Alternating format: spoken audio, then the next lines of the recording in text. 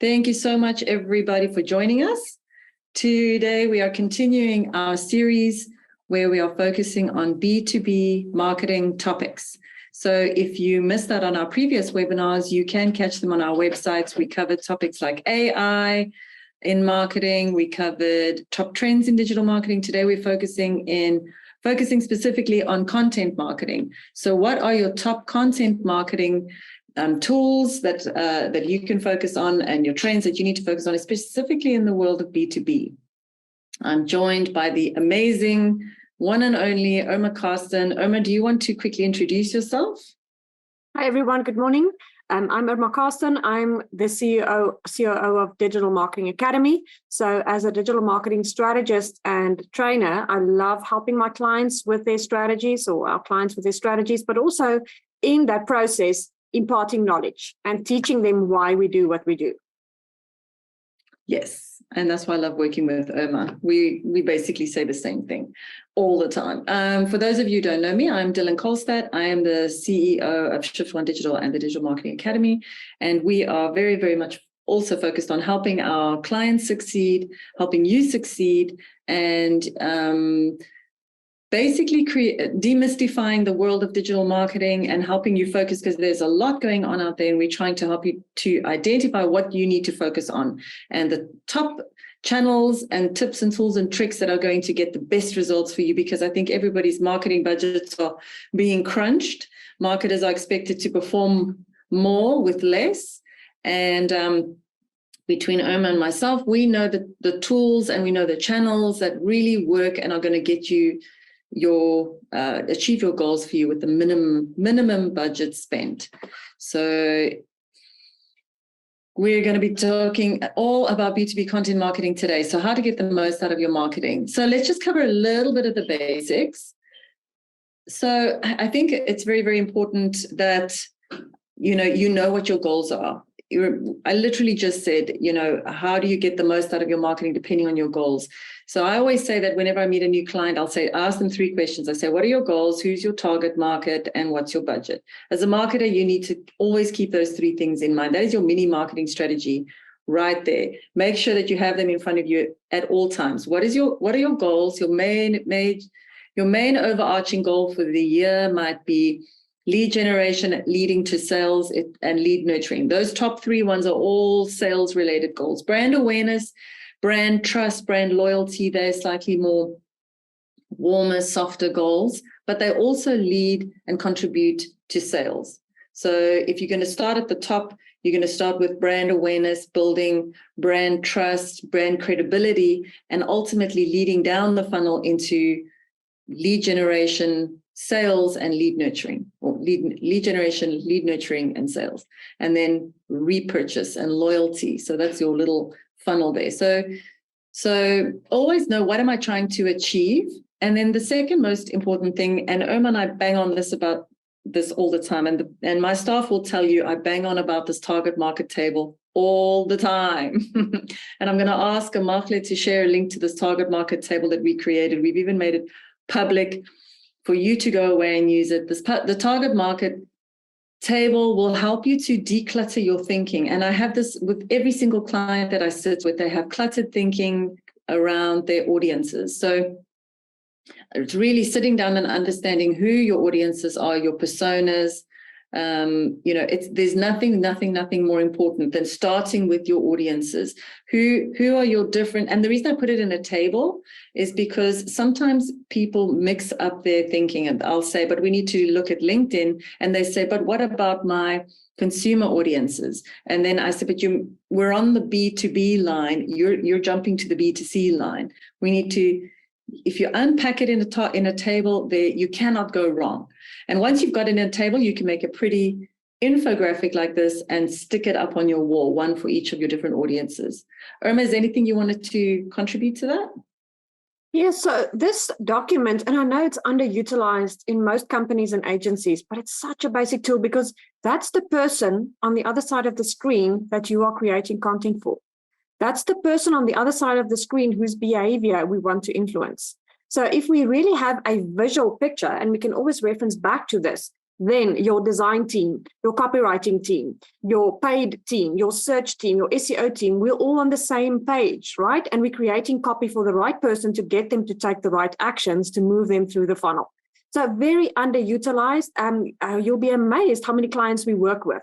And that one of the first questions we ask them is, show me your persona documents. They kind of have their personas, kind of defined, but it has to be defined to the level like the example on the screen, right? Because then your content will come to life for this person. Yeah, and exactly. And to Irma's point, sometimes I sit in a boardroom and the CEO or the chairman's daughter will have told them about Pinterest. And then Pinterest is the flavor of the month. And they say, but what about Pinterest? And it all comes down to our target market tables. We say, well, none of our audiences have Pinterest as a channel. So it literally just focuses you and, gives you a little bit of structure. And Irma, do you want to talk to the second slide?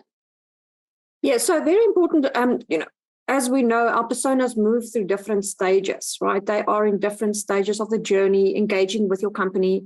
And also when we start to create content for these personas and these audiences, we need to think of the questions that you see on your screen. So firstly, your clients, your consumers, or your decision makers in a B2B environment will become aware of their problem. The solution that you offer is the solution to the problem they're experiencing. And in those different stages of their journey and their funnel, then we create different types of content to support their decision-making process. So when they are still in the process of defining their problem, we then think about how do you establish your brand as a thought leader? And that's where we provide content. We'll show you all of the examples in our session today, but that's where we show them trends happening in the industry.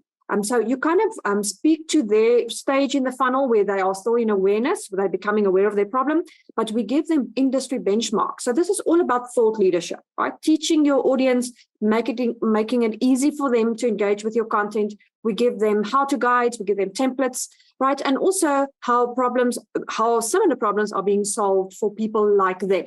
Because users, not only B2B, but individuals, identify with people who look like me, who experience the same problems that I do. And then the next question would be, how do I fix my problem? And that's where we then tell them, so what is the solution to your problem? And we now show them product comparisons, solutions, right? We give them analysis. So we start to help them through this process to help them narrow down the options in terms of what are the solutions available to me. And then we take them through that final step where we now show up as the solution to their problem, right? And this is where they are ready to compare pricing. They're ready to compare features and benefits of products, right? This is where we give them demos, we give them trials in a B2B environment, we give them case studies, because we support their decision-making process in this journey. But we're going to take you through this journey with a whole lot of practical exercises how to do this. So thanks, Dylan. Yeah. Absolutely. And I think this slide really sums up basically the whole talk that we're going to give today, which is about how do you create content that appeals to your B2B audience. And you might be sitting there saying, but I'm so overwhelmed. I can't do these 25 things. So all you need to do is identify one key piece of content at each stage of the funnel. And then you can link the content to each other so that as I'm reading through content piece 1, I get organically drawn to content piece 2, organically drawn to content piece 3 and 4. And that's happened to me before when I've been reading a blog. I call it going down the rabbit hole. You're reading somebody's blog and things are cross-linked, which is me always banging on about cross-linking. My team knows about this. Because as I'm reading this, I see they've hyperlinked something. I know I'm going to want to read that too. So I right-click, open in a new tab. When I carry on, then, okay, right-click, open a new tab. Okay, right-click, open a new tab. So if I'm reading your blog and there are no cross-links, you are not pulling me down into a journey. You want to suck people down into your website so that they're spending hours there, which is great for for Google, who's watching and sees, oh, this is a really good site. This is an engaging site. It's drawing people in. Look how long they're spending on the site. And all of this works together. But you need a little plan at first. So I'm going to ask Emma to just talk us through a funnel, which is kind of your high level plan. So it's one of those things you've got up on the wall is to know when people are in awareness phase, what are you doing when they're in consideration phase, what are they doing? And this funnel goes this way, and we always talk about the funnel going this way, but it's the same thing. So I'll just ask Irma to cover this quickly. Sure. So if you can maybe jot down a to-do for after this session, if you haven't plotted your client's journey with the touch points with your business, I think you need to do that with your team. So like the example on your screen, actually map it out on a whiteboard or a Miro board or however visual you can do that if you are working virtually. Plot what the very first touch points typically will be with your clients or potential clients. And then through this process, what are the follow-up touch points to get them to purchase? Firstly, that's not where the journey stops, right? So the journey doesn't stop when the sale happens or conversion happens. We actually then, specifically in a B2B environment, that's where the after service happens, especially in a, in a technology space. There's always, service touch points that happen, support touch points, financial touch points, but we also want to keep our audiences engaged and loyal, and then ultimately cross-sell and upsell to them. So you need, this is just an example, but you need to plot out what are the touch points that you and your team have with your clients, right? Some of them are sexy, leading up to the purchase. That's where we woo the client. We kind of date them. We take them through this process to get them drawn into our funnel, but we often forget about the after service and the less sexy touch points, right? Where financial touch points happen or support or those types of touch points. Now, this is a linear process. This is what a textbook funnel looks like. We are going to use this example to simplify it, but the next slide will actually show us what real people do, right? So real people don't, and you've seen this if you followed our journey in our webinar series. You've seen this slide before. But just to reiterate, we're dealing with real people, right? They don't move from one little step to the next. As Dylan rightly just said, they click on different links. They find information in different ways. But we always need to take into consideration on their journey, whether they are jumping back to a previous step or skipping a step and jumping further into the funnel or looping out of the funnel. These are real people. So we need to support wherever they are in their journey to find information or engage with your company, the right type of content to keep them engaged. So we're going to show you a few examples then, using that first slide, the linear picture, in terms of how we use this to get our audiences engaged. So I'm going to ask you, Dylan, to just take us through the next few slides then. Okay, so I think as marketers, it's about prioritization. So how do you know which channels to focus on? I go back to my audience personas, my target market table. One of the key elements is, once I've identified my audiences, is which channels do I find each audience on?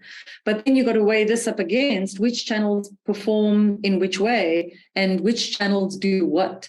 So this is a little graph that just shows us top areas of marketing spend. So websites are expensive, but for me, and I know Irma has said this before, your website is ground zero. I'm currently busy running a marketing messaging workshop with a client where we're trying to distill their big go-to-market message. What is the essence of what they're trying to offer and sell, and what is the essence of the benefits of the outcomes if you work with them, and how do we articulate this and articulate, what they sell? And the best place to actually work this out is in a website. On your website wireframe, I make a screenshot of the website and I start to block things out. Okay, let's block out the menu. What should it look like? Okay, let's block out your current message. What should it be? And so if you can distill your messaging for all your audiences, because you can't just target it at one customer segment, you must make sure every customer is appealed to. And that's the real challenge about getting the website right. You can just go to any web dev company and they can churn out a website for you, and a graphic designer can design it and the copywriter can write it. But is your messaging right? And does it appeal? And does it articulate what you do properly in a way that appeals to your various different audiences? So there's a big science that goes into website development.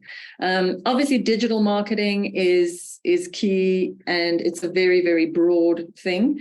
Content marketing, branding. So there's a lot going on there. And because you don't have an infinite budget and you don't have infinite resources and you don't have infinite time, you have to prioritize. You have to pick the channels and the goals. And I would say, looking first, according to your goals and your audiences, you pick your channels. And then you look at, okay, what does each channel do and what's going to achieve those goals? So top social media channels, as we know, there's no big revelation here. We know that LinkedIn is going to be your top B2B channel. Let's say 30% of LinkedIn users are active daily users. A lot of them are quite sporadic. So you're posting something on LinkedIn. If you have an active user base, they'll see it, but your sporadic users won't see it. Facebook, Irma, do you want to just give us your insight here on Facebook in the B2B space? Yeah, so I often get the comment, clients would say, but Facebook's not really relevant in our environment in B2B.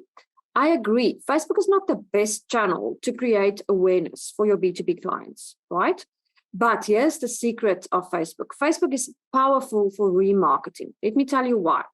A CEO of a company who may be your key decision maker that you are communicating to, he or she does have a Facebook profile, right? That CEO or CFO or chief technical officer or CMO, whoever you are targeting, that person also scrolls through Facebook on their couch on a Saturday afternoon, right? So if you draw the attention to your content on LinkedIn and your website, and they've interfaced or interacted with you on another platform, then serving them with a very targeted message and a retargeting ad on Facebook is a whole lot more effective.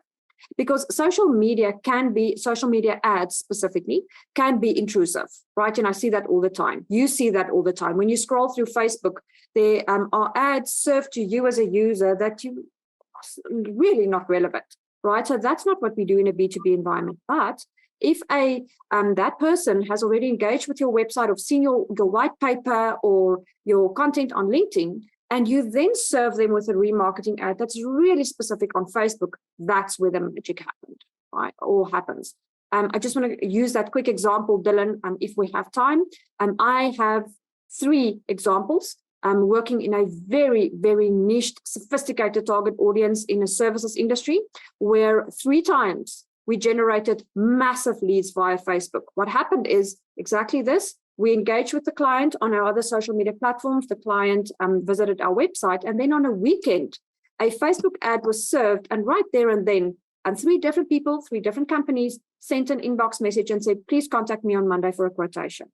Why? Because we created the touch point right there, which enabled them to respond about something that they've already showed interest in.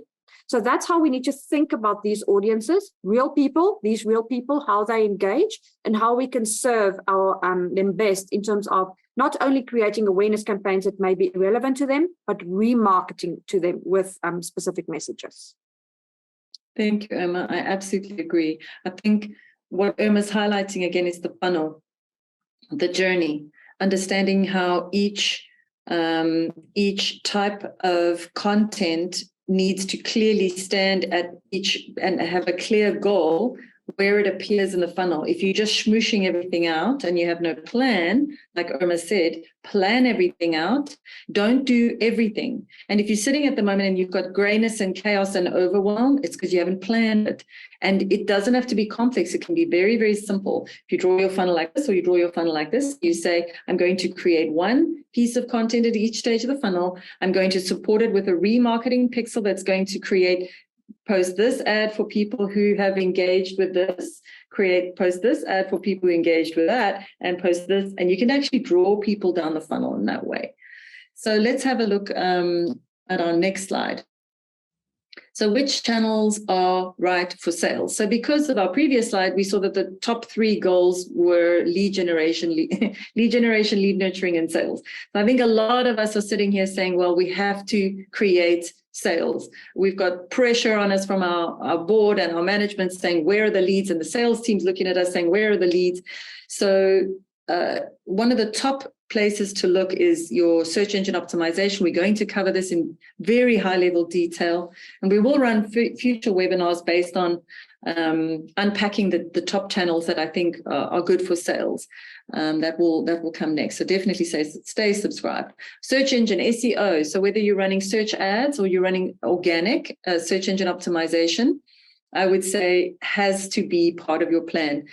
I cannot stress how successful our SEO is, search engine optimization. If people are typing something in and you want to be found, you need to be investing in your SEO, search engine optimization. And until your pages rank organically, run some search ads, pay for it. But once you've created these assets, and that's really what digital marketing is about, is creating a pool of assets that continue to harvest. You might track, we got 25 views on this video this month, but in 3 years' time, you got 2,500. That little video is still working for you. You stop tracking it because the campaign's over, but it's still doing its job and bringing you views. That little page you created for SEO is still doing its job and bringing you customers. SEO, definitely something to invest in. And email marketing, we're going to touch on this a little bit more detail. I'm such a fan of email marketing. Irma's a fan of email marketing because it draws you down the funnel. I may follow you on social platforms, but I may not be online when that thing is posted. It may not have got a lot of engagement, doesn't get shown to me. I miss it. You didn't boost it, or your budget wasn't big enough to reach me. I missed it. But email marketing, I may delete it. I may not open it, but I saw it. And I read the subject line, which subject line is the most important thing. And then obviously you've got live events. So these are the channels that really convert into sales. You need to get your live events like what we're running now. Email marketing and content marketing is right up there. And you may say, well, content marketing doesn't create sales. No, but it definitely builds trust, brand awareness, reach, impressions, and it starts to widen the top of your funnel. If you've got a narrow funnel because you're hardly reaching anyone, you're just going to have very few trickling out the bottom of the funnel. When you widen up your funnel, you reach a broader audience and more trickle out the bottom. And your content marketing is really, really key if you're doing it well and you're doing it right to getting more sales dripping down the other side. Yeah, so my favorite topic, right? Hang in there, we're getting to the examples, right? We're just setting the scene for you. Those of you who followed some of our previous sessions in this series may recognize the slide, but everything comes down to your message, right? So now that you've defined your personas, then we need to know what are they actually looking for, because we become the guide. When I say we, your company, your solution, your service, become the guide to make this person successful in their role, specifically in a B2B environment, because this is where they have goals they need to achieve, right? Or they have objectives or KPIs. So we need to help them understand how we can make them the hero in their story. And by following this template, we follow the story brand template. That's what you're looking at on the screen. And you can go and have a look at mystorybrand.com. It's a free template that you can use in there. But this can also help us to understand where our decision makers are now. What do they need to make them successful, and how do we support them on their journey to get them there, right? And this tool helps us with that messaging. So it's all fine and dandy to identify the channels, but the messages may differ slightly on the different channels. The way we create content on Twitter is completely different. We only have a limited amount of characters. By the way, I read an article that they are going to increase the Twitter character limitations. I'm not sure I think for paid accounts.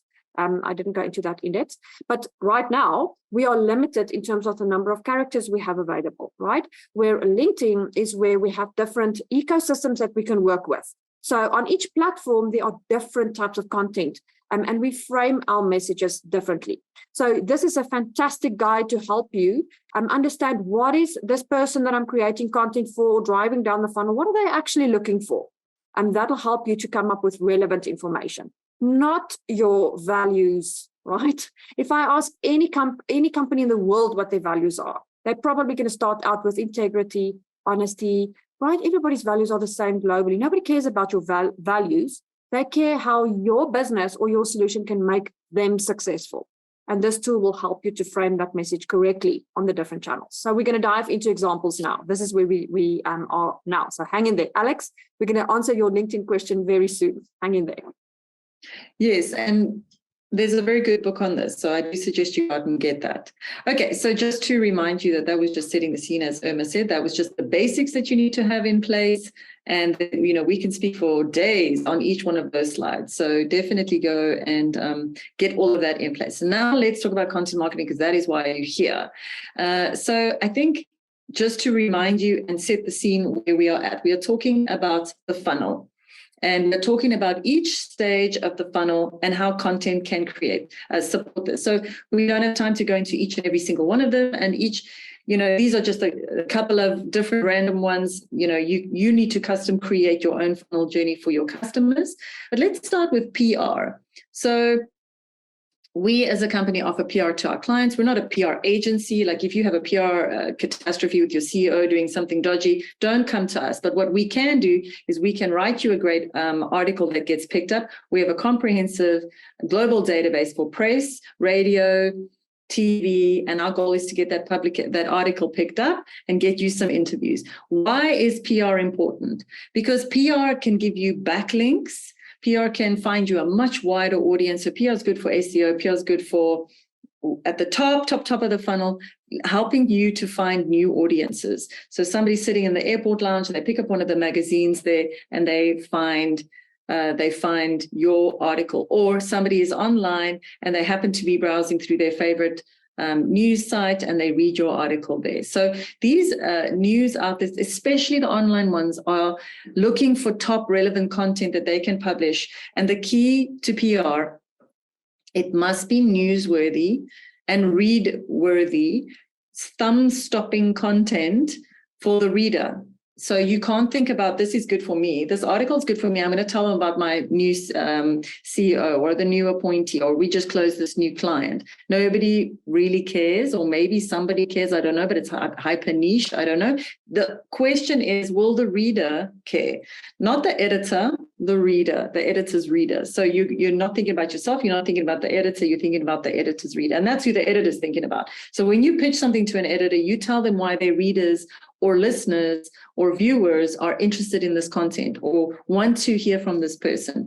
So this is the main problem that I find when clients write their own articles, is they are boring, self-centered, absolutely focused on themselves, navel-gazing, and completely irrelevant to anyone except for maybe the shareholders and the board.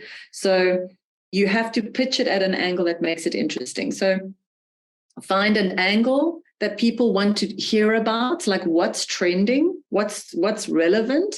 And, you may have to write 4 pieces, one for business, one for your industry, maybe one for an HR magazine. You angle it slightly differently for each of them so that it is more relevant. You research your press list, so you pull a specific list. You don't just spam everybody so that the shipping guys get this and the green eco guys get it because it's not relevant. And then you send it out and you monitor and you follow up and try to build a relationship with those editors. And if I take here we've just got a quick mini example of what a good press release would look like. Your subject line has to be, I always say sweat the subject line. You need to drip drops of sweat from your forehead because you are sweating the subject line so much. And the same with your mailers, sweat the subject line. And you got to sweat the subject line of your press release, because if it pops and if it's very benefits led and if it's something that appeals, it will get picked up. So, and I'm not even covering here the science of the email that you send to the editor with this attached. Like there's a whole science into, your hot news for your readers, or your readers will love this because boom, boom, boom. So you have to really make your email to the editors stand out. And you have to say, for an interview, please contact us. And then also you have to make the actual article stand out. And then there's the main goal is get this thing picked up, get people to read it, get it published, and then maybe you'll pick up some more clients at the end of the day. So let's go back to our little funnel. Let's look at podcasts or online radio. So podcasting, great way of reaching new audiences because you're creating this little asset that you can then put out on social media. You can embed it in your website. You can create send it out on your to your email database. So there's this little asset that lives there that will really bring in new audiences. And there's different ways that you can structure it. My season 1 of my podcast, I first focused on just Ask DK. I answered a whole bunch of questions. Season 2, I interviewed top entrepreneurs. How did you do it? Season 3, I interviewed top digital marketers. Season 4, I interviewed top marketing managers. Season 5, I interviewed CEOs. So I have this structure of my different seasons, and I invite people to come on my show, and we collaborate, and I try to make it interesting. And the main thing with a podcast is it doesn't have to be expensive. You can literally run it over Zoom or a webinar, any webinar, live, what is it called, meeting software. But it is best if you do use podcasting software, and there's some really good platforms out there. But we've done this for a lot of our clients as well.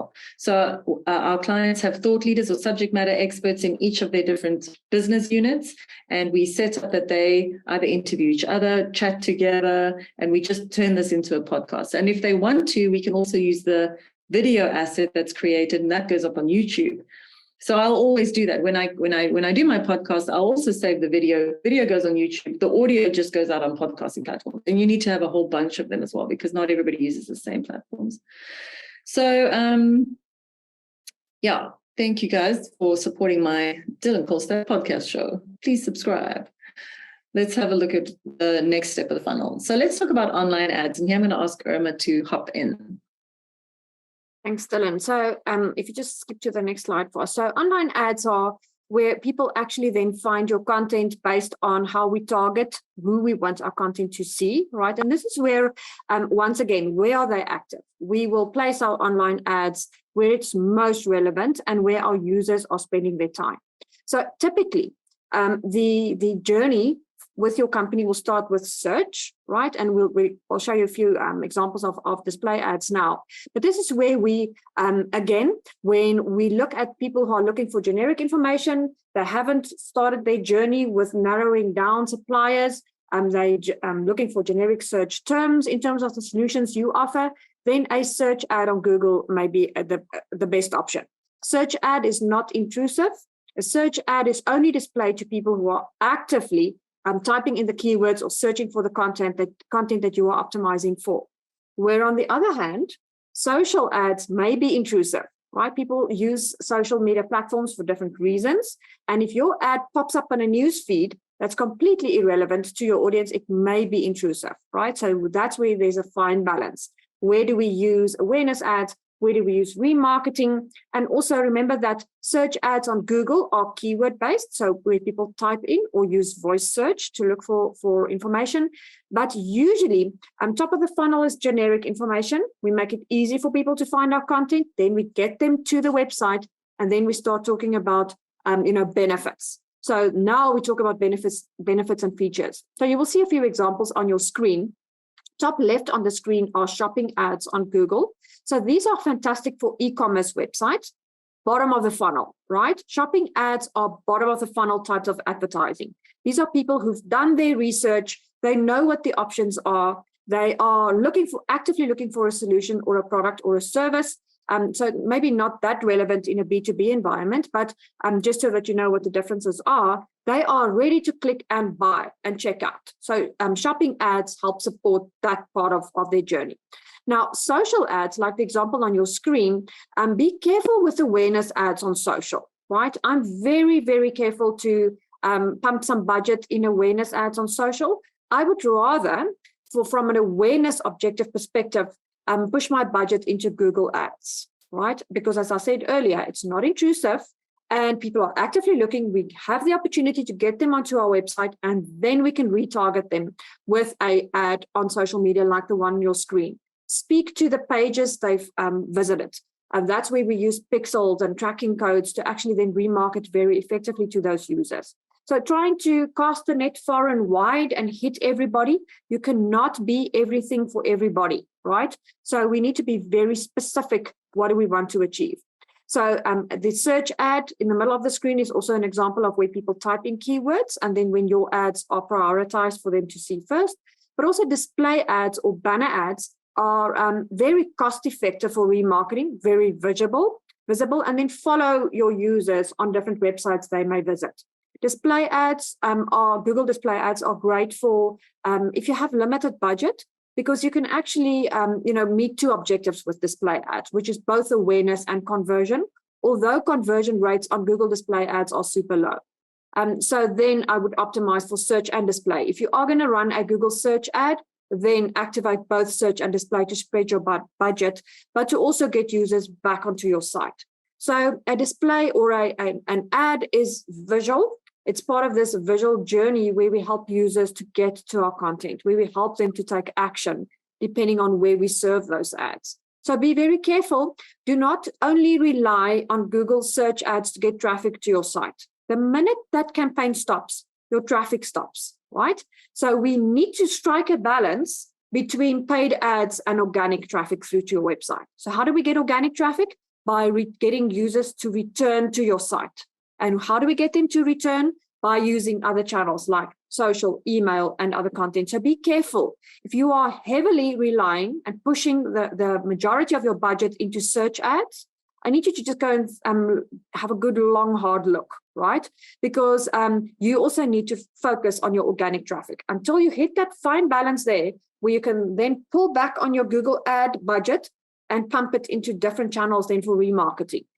So once again, what are you trying to achieve? Are you still heavily focusing on awareness? Search ads on Google is a good option there, but also support the other channels with increased touch points to get users to return to your site organically.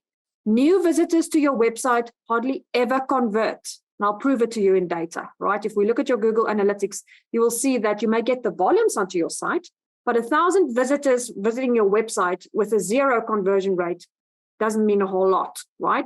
But you will see in your Google ads that usually your returning visitors spend longer time. They view more pages per session. Their conversion rates and click-through rates are higher. So that's once again brings us back to the channel mix. So if we move on to the next step in the funnel then, or one of the examples of the next touch points in the funnel, Dylan, you can just click there for us. Thank you.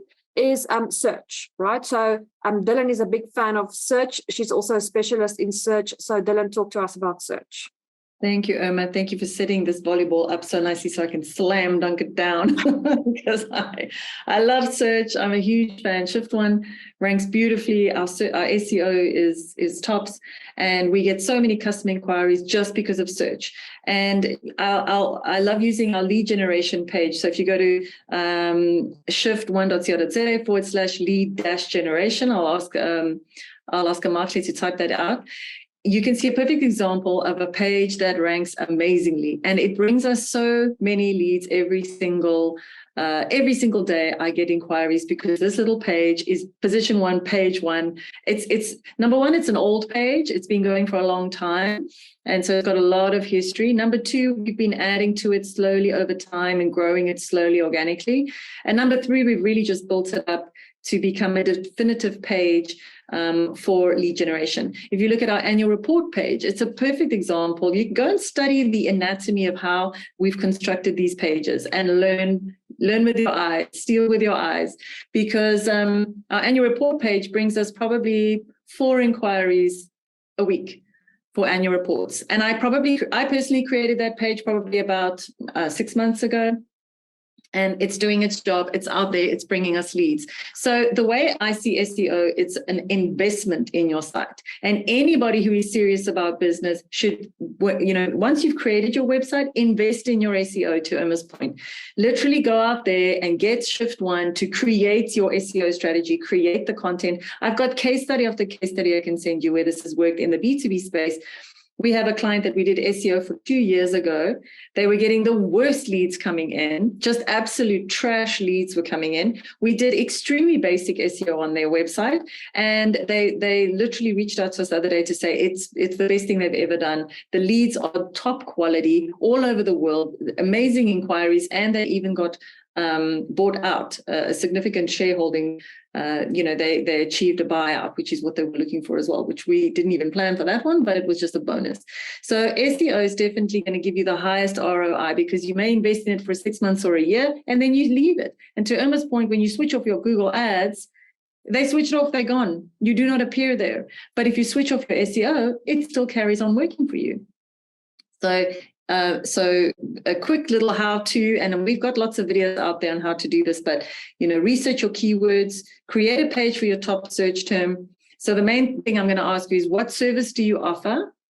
And do you have a page called that exact search term? So you need to know the most popular way people type that in: digital marketing agency, social media agency. and you create pages for each of those top search terms, create a video for that, embed the video, design an infographic, pull in some social media that's relevant, cross-link your pages, create articles about it, and add images and content, case studies, build up that page so it's a really great page, and then you should rank. So you might say, the boss always wants to type in what we call the broad keyword, insurance. Why am I not ranking page 1, position 1 for the word insurance? Why am I not ranking page 1, position 1 for car insurance? Well, there's a lot of competition for that. And the SEO has been, people have been doing that SEO for 10 years, and you're only getting started now. You're on page 10,025, if that high. So what we recommend is let's look at some what we call long tail keywords, slightly longer searches. So there are fewer people searching, but if you look at your funnel, people who are typing in running shoes, they're at the top of the funnel. They haven't even worked out what brand they want yet. They have no idea. So from an intention point of view, they're very much an investigation stage. And you might say, I want to be there. I want to be present in that stage. But if you have a small budget, don't even bother with that stage. Focus on the intent searches, the searches where they know what they want. Running shoes for high arches. That's what you want to, where you want to be. Running shoes for pronation.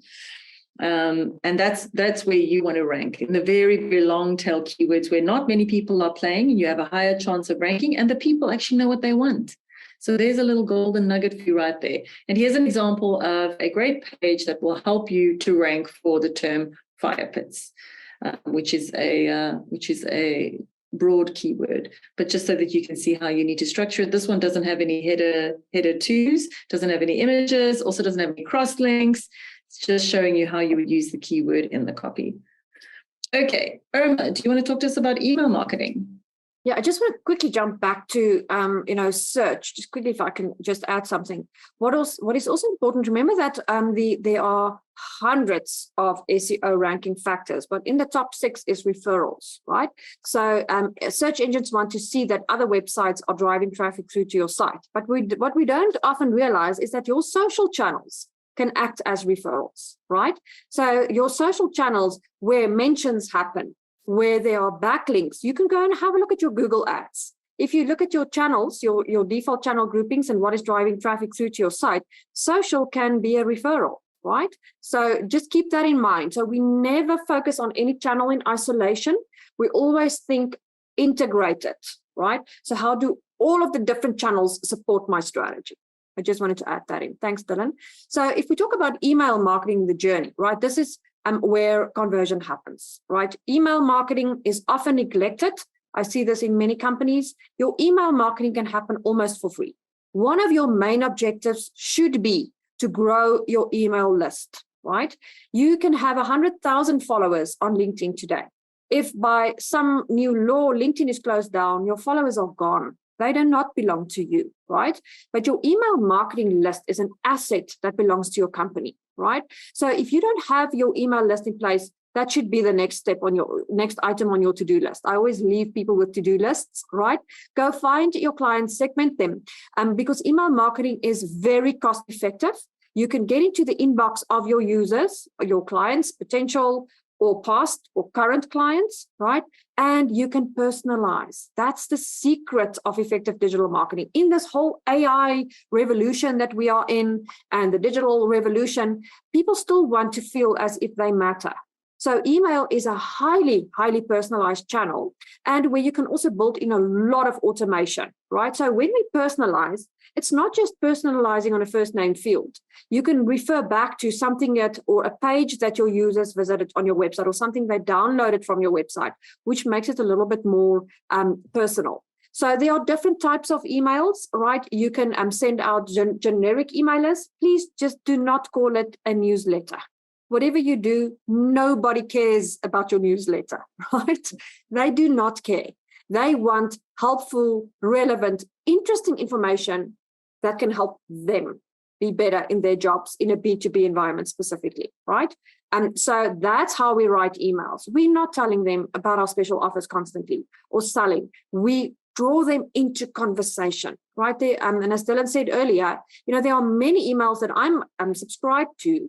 I don't always read all of them because I just don't have the time, but I do not want to unsubscribe. I'm scared to miss out because the content is really fantastic. And when I have a moment and I'm doing research, I'll go back to emails because that's where relevant, helpful content happens and where you are then top of mind, right? So most email platforms, most CRM systems has a lot of automated tools built into it.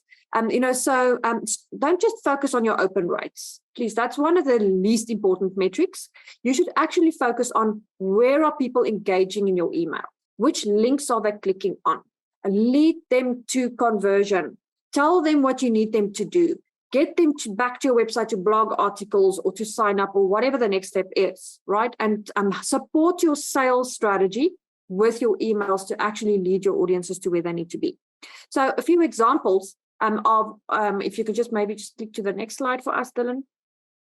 And tell us in the chat. We'd love to know. Dylan asked the question, who of you are currently doing email marketing? Please let us know, just a yes or no. So on your screen, 2 examples, right? These are B2B mailers. You can see it's not overly designed, right? It kind of looks, it is beautifully designed, strong calls to action, right? We can see the call to action buttons there. There are links. It is personalized, but it can look very personal, right? So this is where we support whatever our audiences have been engaging with, right? And we actually get them to that next step. Think about the emails that you are subscribed to, that you actually read. Go back to those emails, go back to your inbox and go and have a look at the emails that you find interesting. Fantastic. I see there are yeses. Awesome. Awesome. Alex, we need to work on that, right? I hope it's on your to-do lists, right? Go set up your email after this and just start. It doesn't have to be perfect, right? But get into those inboxes because email lists become stale.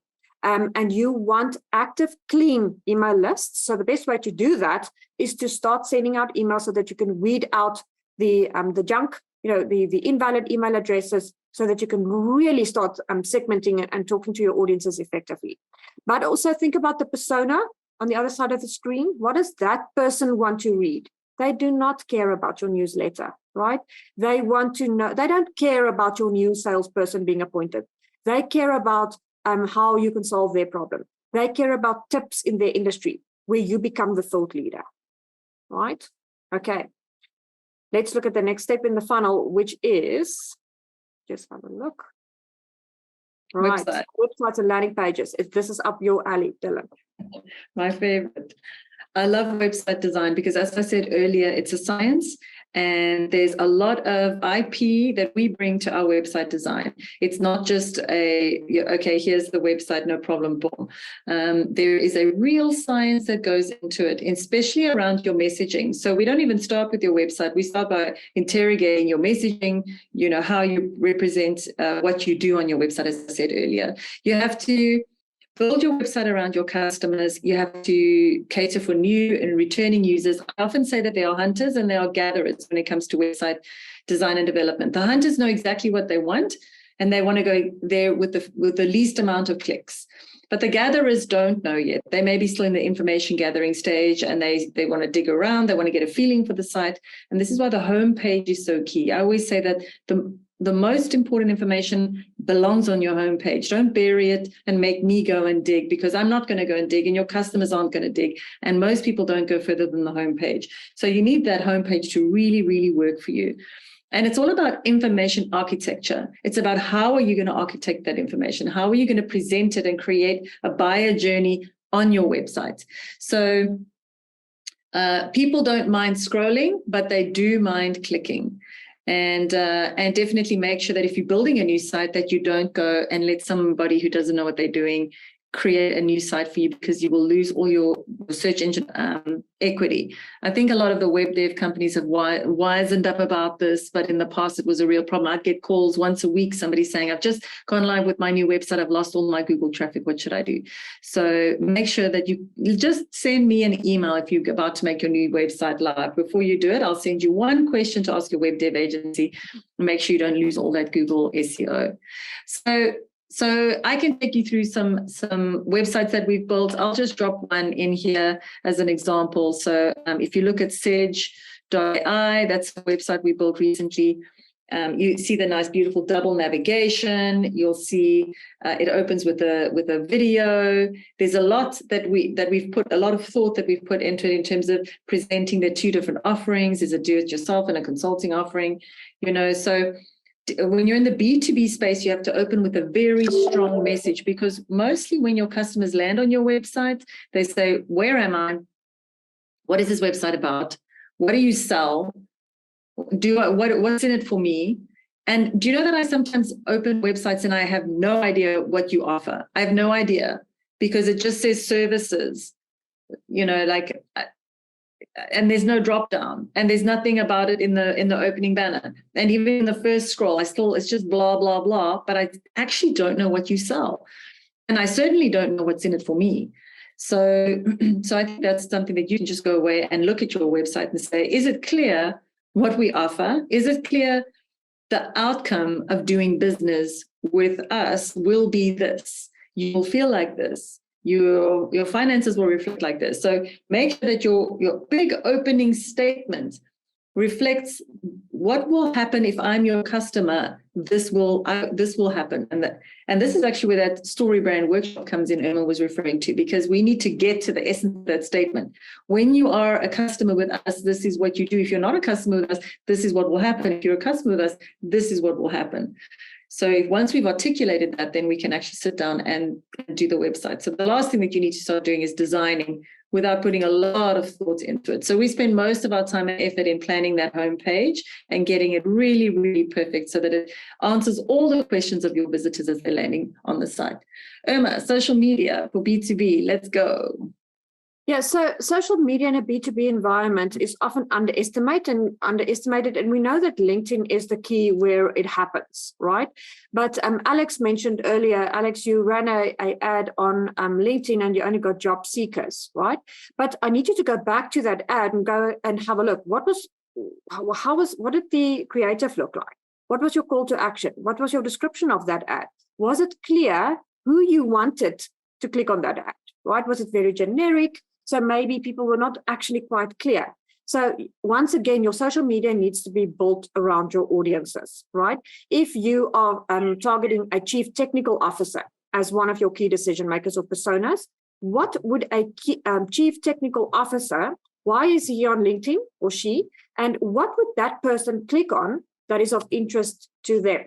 And not a job seeker who just qualified as an engineer, who may think that there may be a chance to apply.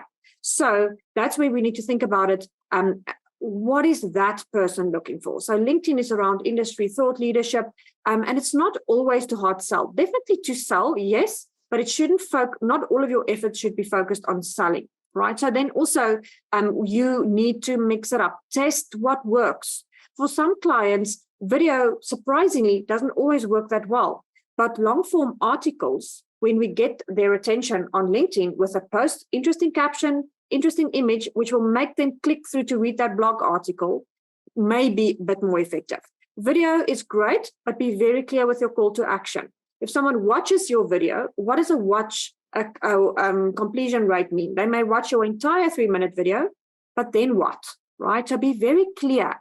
What is the message in your video, and what do you tell them what you want them to do?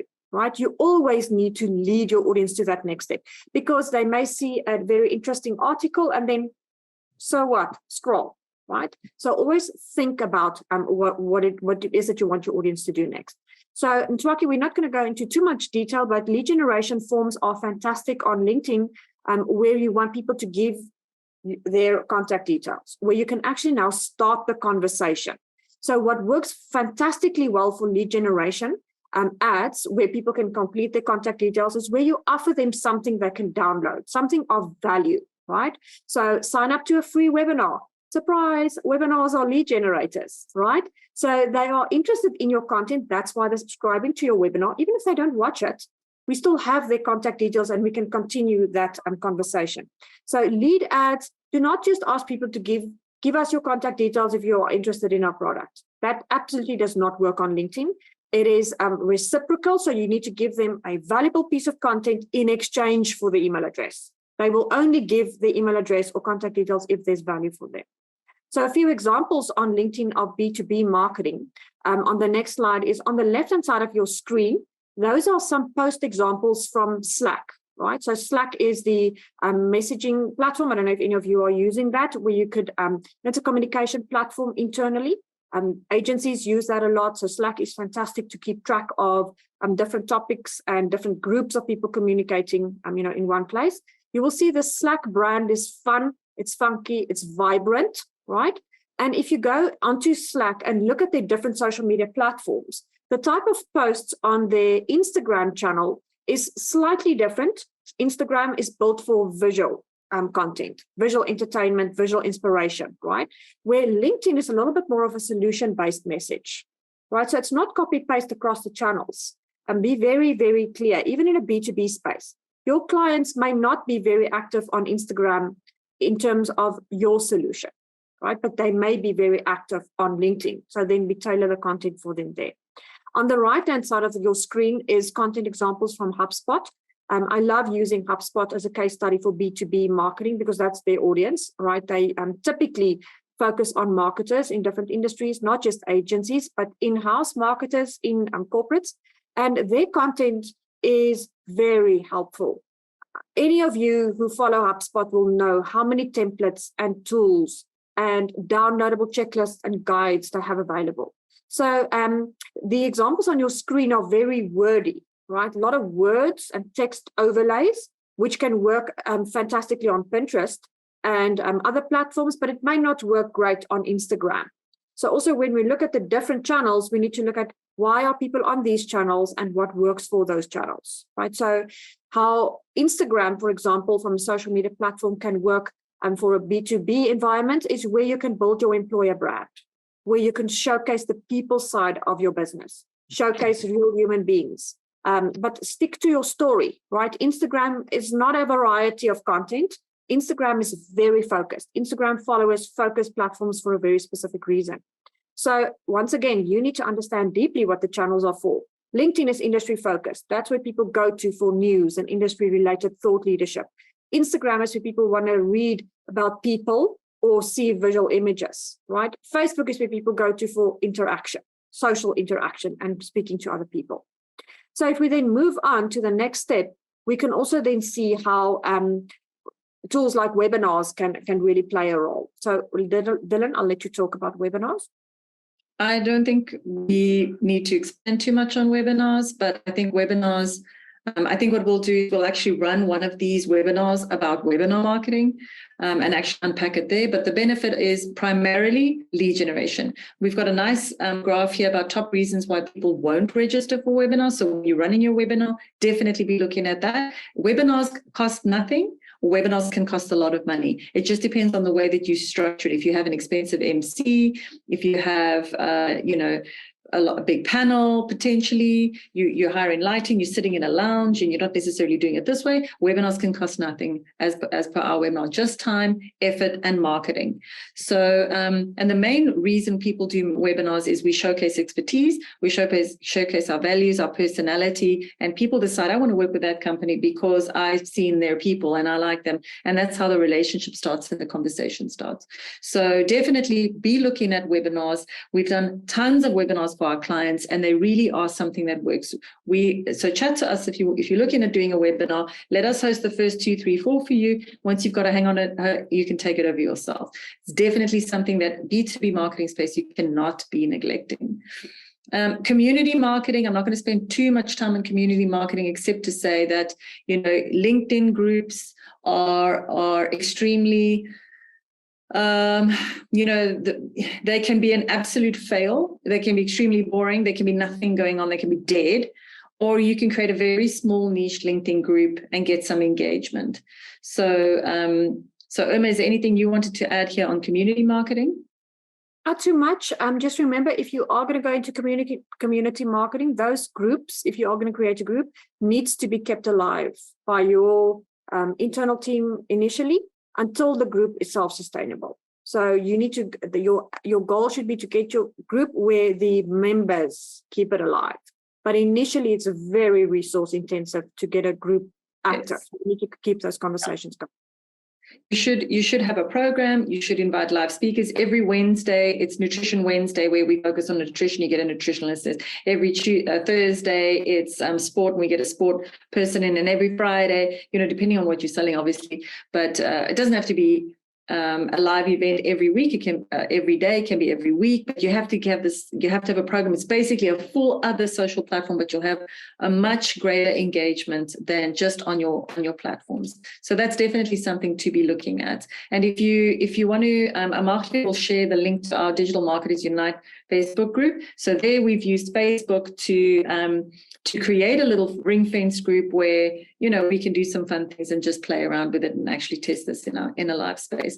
Irma, we're running out of time. Do you want to quickly run through survey marketing? And if you guys have to hop off, you can hop off. I know we're a bit over, but you can always come back and watch the video. So if you have to hop off, thank you for joining us. But we're just going to go a little bit over and we're nearly at the end. So Irma, do you want to just touch on survey marketing? Yeah, so the best way to get information about your clients, about your audiences, about their content preferences is ask them, right? We always do research and we have these theoretical things in place in terms of our audiences. Ask your people. Run polls. You can actually create annual surveys in terms of your customer service. You can send it out manually, select who your surveys are sent to. You can use webinars to actually, get some information. The whole point is to get information from your industry, from your audience, and then those surveys can either be used to improve customer service, or you can create the content and the findings from your surveys, where you can then package it into a white paper. So where you can then see or tell people in a white paper or infographic what the trends are in the industry, in your industry that you are in, which also establishes you as a thought leader. And it's fantastic pieces of content to then use in other channels and other content pieces.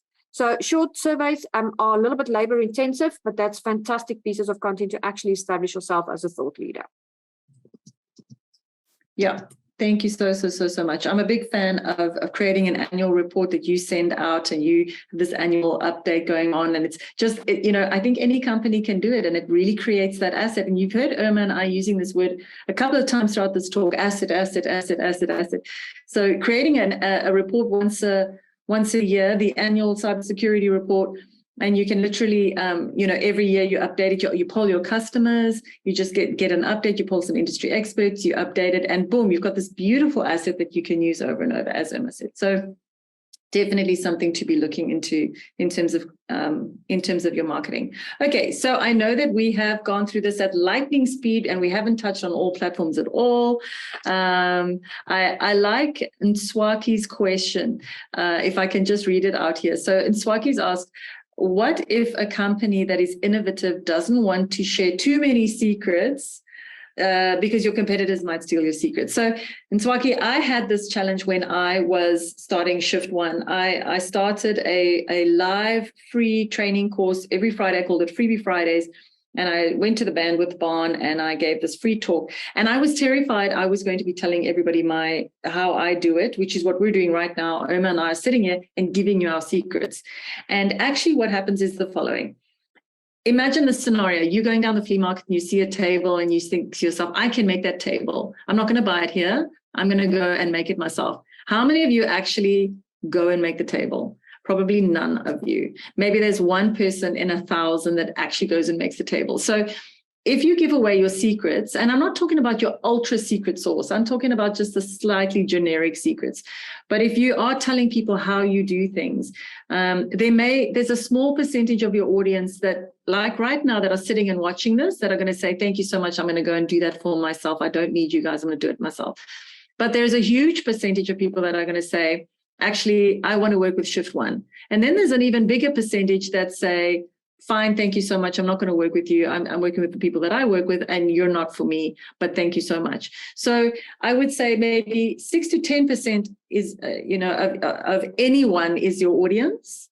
And those are the 6 to 10% that you're speaking to, and ignore the rest. And yes, your competitors might go and steal your ideas. We've started running these free webinars, and I'm going to start seeing that coming out now. A couple of other agencies running their free webinars, and that's okay, because I'm going to launch my next thing tomorrow, and they're always going to be on the back foot. So So you don't have to worry about sharing your secret sauce, because what you do is you show your customers and you speak into that 10%, you show them how you do things and you appeal to them. And that's the thing that matters, is you want to actually, you want to sell, and you sell by sharing your knowledge and expertise. Is there anything you wanted to add on that? Yeah, I just want to say, so we have lots of secrets up our sleeve, right? And we can help you to success. So we won't be doing this webinars if it's not lead generators for us. So reach out if you have any needs, if you need us to help you with even a tiny percent of your, or a tiny portion of your strategy. We can help you with your SEO, or even just doing help you with a story brand workshop to get your messaging right? It may be a tiny portion of what you need help with. But certainly we all have our specialties, and we can definitely show up and help you with that. We are not only public speakers, but we are actual digital marketers, right? And we work in agencies and with agencies, so we understand your audiences. So please follow us on social media. We always publish a whole lot of, we put our money where our mouths are. So we actually publish content that is relevant. So you can go and have a look at our content examples in there too. So following on today's session, if you go and look at all our social media platforms, you will see heaps of examples of what we just spoke about today. So yeah, thanks everybody for joining. We really enjoy your engagement, and we have a whole lot still coming. So we're looking forward to see you in our next webinar series. Thanks, team. Thank you, Irma. Thanks, Amakle, and have a wonderful day. Bye. Thank you. Bye.